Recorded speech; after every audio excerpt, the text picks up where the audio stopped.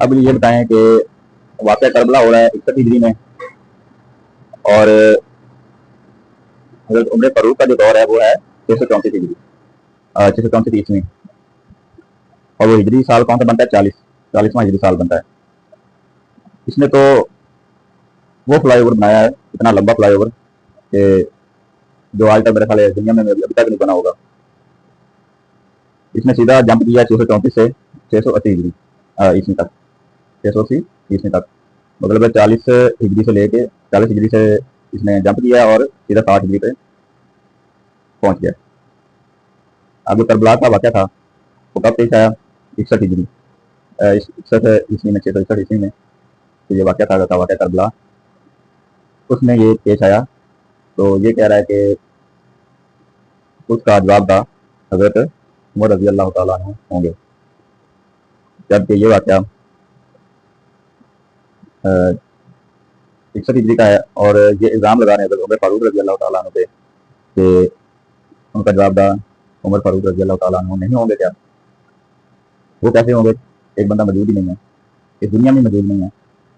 وہ وصال فرما گئے، پردہ فرما گئے، تو خود کو علمی کتابی کہنا اور بعد میں ایسی باتیں کرنا، تو اور یہ جو لوگ اس کو سنتے ہیں وہ اس کا علمی لفظ چیک کریں کہ یہ کیسے گھما پھرا کر بات کر کے لوگوں کے ذہن خراب کر رہا ہے، نوجوان نسل کے، اور ان کو کیسے دین سے دور کر رہا ہے۔ تو یہ میرا مقصد تھا بتانا کہ یہ جو جیل میں ہے نا، یہ کس کے طرز عمل پر چل رہا ہے، اس کی ہسٹری میرے پاس موجود ہے، انشاءاللہ اس کو بھی میں ایک ویڈیو میں مکمل آپ کے ساتھ شیئر کروں گا کہ یہ کس کے نقش قدم پر چلتے ہیں۔ یہ جو اسکالر ہے نا، اسکالر ساحل ادیم ہو گیا، غامدی ہو گیا، اور یہ جو مشہور اسکالر ہیں، ان کو کس نے پروموٹ کیا اور ان کو کس نے یہ ہمارے دنوں کو خراب کرنے کی، نوجوان نسل کے دنوں کو خراب کرنے کی ترغیب دی ہے۔ تو اسی کے ساتھ میں اجازت چاہوں گا، اور ایران اور اسرائیل اور امریکہ کی جو جنگ ہے اس پر بھی تھوڑی سی گفتگو کر لینی چاہیے کہ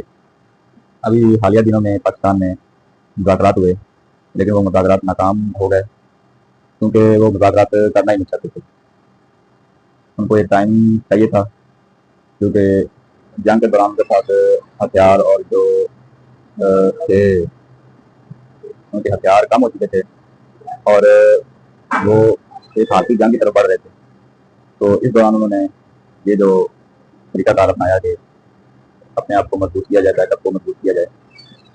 تو اسی کے ساتھ میں چاہوں گا۔